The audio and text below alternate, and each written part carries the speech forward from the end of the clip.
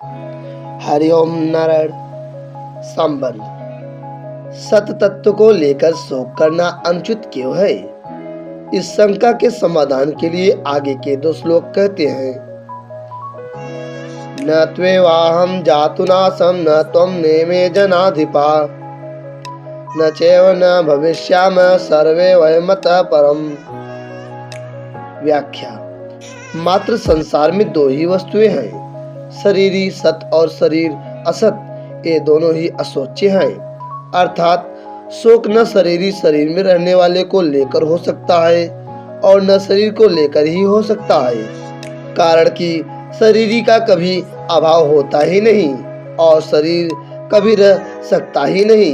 इन दोनों के लिए पूर्व श्लोक में जो असोच्यान पद आया है उसकी व्याख्या आप शरीरी की नित्यता और शरीर की अनित्यता के रूप में करते हैं। न त्वेवाहं जातु जनाधिपा। लोगों की दृष्टि से मैंने जब तक अवतार नहीं लिया था तब तक मैं इस रूप से कृष्ण रूप से सबके सामने प्रकट नहीं था, और तेरा जब तक जन्म नहीं हुआ था तब तक तो भी इस रूप से अर्जुन रूप से सबके सामने प्रकट नहीं था, तथा इन राजाओं का भी जब तक जन्म नहीं हुआ था तब तक ये भी इस रूप से राजा रूप से सबके सामने प्रकट नहीं थे। परंतु मैं, तू और ये राजा लोग इस रूप से प्रकट न होने पर भी पहले नहीं थे, ऐसी बात नहीं है। यहाँ मैं, तू और ये राजा लोग पहले थे ऐसा कहने से ही काम चल सकता था, पर ऐसा न कहकर मैं, तू और ये राजा लोग पहले नहीं थी ऐसी बात नहीं, ऐसा कहा गया है। इसका कारण यह है कि पहले नहीं थे ऐसी बात नहीं, ऐसा कहने से पहले हम सब जरूर थे, यह बात दृढ़ हो जाती है।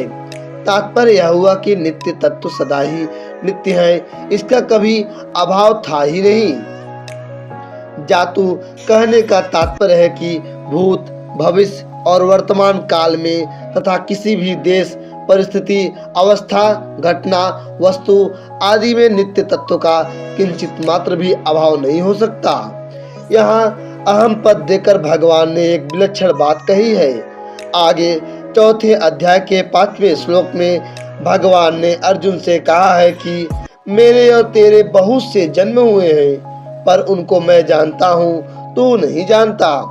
इस प्रकार भगवान ने अपना ईश्वरपना प्रकट करके जीवों से अपने को अलग बताया है, परंतु यहाँ भगवान जीवों के साथ अपनी एकता बता रहे हैं। इसका तात्पर्य है कि वहाँ चौथे अध्याय के 5वें श्लोक में भगवान का आशय अपनी महत्ता, विशेषता प्रकट करने में है, और यहाँ भगवान का आशय तात्विक दृष्टि से नित्य तत्व को जनाने में है। न चैव वयमतः परम। भविष्य में शरीरों की ये अवस्थाएं नहीं रहेंगी और एक दिन ये शरीर भी नहीं रहेंगे, परंतु ऐसी अवस्था में भी हम सब नहीं रहेंगे यह बात नहीं है, अर्थात हम सब जरूर रहेंगे, कारण कि नित्य तत्व का कभी अभाव था नहीं और होगा भी नहीं।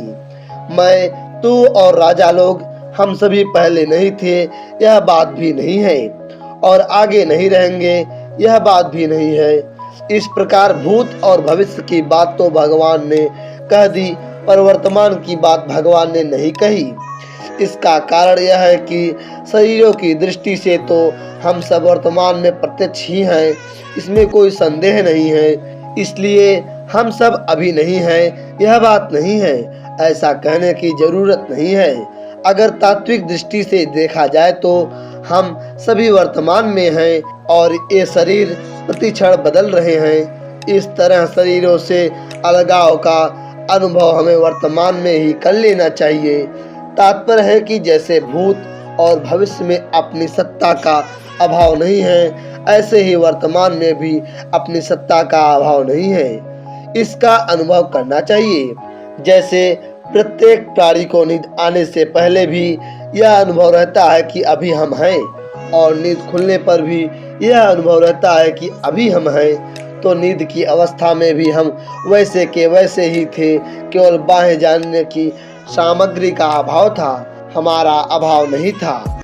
ऐसे ही मैं तू और राजा लोग, हम सब के शरीर पहले भी नहीं थे और बाद में भी नहीं रहेंगे तथा अभी भी शरीर प्रतिक्षण नाश की ओर जा रहे हैं, परंतु हमारी सत्ता पहले भी थी, पीछे भी रहेगी और अभी भी वैसी की वैसी ही है। हमारी सत्ता कालातीत तत्व है, क्योंकि हम उस काल के भी ज्ञाता हैं, अर्थात भूत, भविष्य और वर्तमान, ये तीनों काल हमारे जानने में आते हैं। उस कालातीत तत्व को समझाने के लिए ही भगवान ने यह श्लोक कहा है।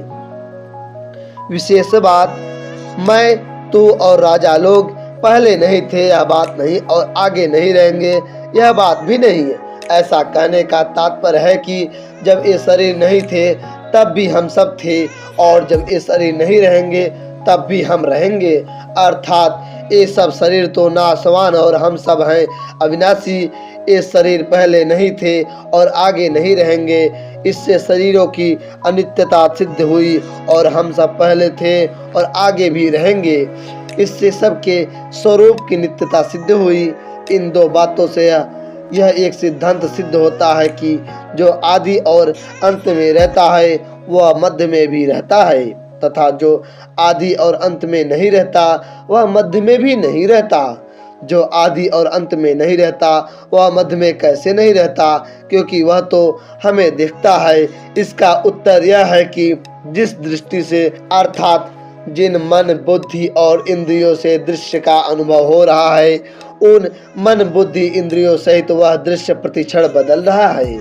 वे एक क्षण भी स्थायी नहीं है। ऐसा होने पर भी जब स्वयं दृश्य के साथ तादात्म्य कर लेता है तब वह दृष्टा अर्थात देखने वाला बन जाता है। जब देखने के साधन मन, बुद्धि, इंद्रियां और दृश्य, मन, बुद्धि, इंद्रियों के विषय, ये सभी एक क्षण भी स्थायी नहीं है, तो देखने वाला स्थायी कैसे सिद्ध होगा। तात्पर्य है कि देखने वाले की संज्ञा तो दृश्य और दर्शन के संबंध से ही है। दृश्य और दर्शन से संबंध न हो तो देखने वाले की कोई संज्ञा नहीं होती। प्रत्युत उसका आधार रूप जो नित्य तत्व है वही रह जाता है। उस नित्य तत्व को हम सबकी उत्पत्ति, स्थिति और प्रलय का आधार और संपूर्ण प्रतीतियों का प्रकाशक कह सकते हैं। परंतु ये आधार और प्रकाशक नाम भी आधे और प्रकाश के संबंध से ही है। आधे और प्रकाश के न रहने पर भी उसकी सत्ता ज्यों की त्यों ही है।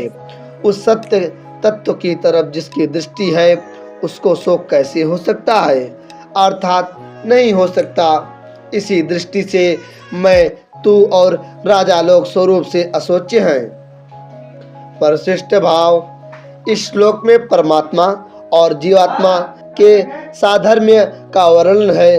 भगवान कहते हैं कि मैं कृष्ण रूप से, तू अर्जुन रूप से तथा सब लोग राजा रूप से पहले भी नहीं थे और आगे भी नहीं रहेंगे, पर सत्ता रूप से हम सब पहले भी थे और आगे भी रहेंगे। तात्पर्य है कि मैं, तू तथा राजा लोग ये तीनों शरीर को लेकर तो अलग अलग है, पर सत्ता को लेकर एक ही है। शरीर तो पहले भी नहीं थे और बाद में भी नहीं रहेंगे, पर स्वरूप स्वयं की सत्ता पहले भी थी, बाद में भी रहेगी और वर्तमान में ही है ही। जब ये शरीर नहीं थे तब भी सत्ता थी और जब ये शरीर नहीं रहेंगे तब भी सत्ता रहेगी। एक सत्ता के सिवाय कुछ नहीं है। मैं, तू तथा ये राजा लोग, ऐसा कहने का तात्पर्य है कि परमात्मा की सत्ता और जीव की सत्ता एक ही है, अर्थात है और हूँ दोनों में एक ही चिन्मय सत्ता है। मैं अहम के संबंध से ही हूँ है। अगर मैं अहम का संबंध न रहे तो हूँ नहीं रहेगा, प्रत्युत है ही रहेगा।